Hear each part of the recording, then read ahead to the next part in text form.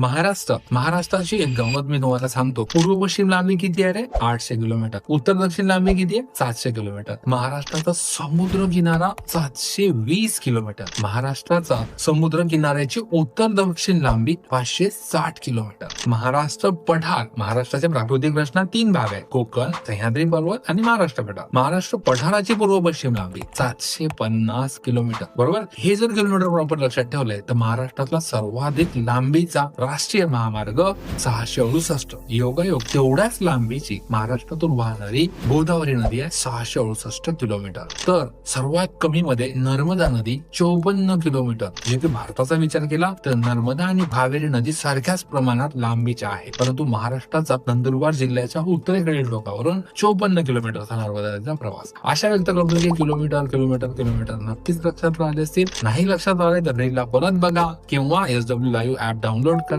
स्क्रीनवर दिसत असलेल्या नंबरला मला कॅच करा. एवढंच बोलून थांबतो. जय हिंद, जय स्वच्छ.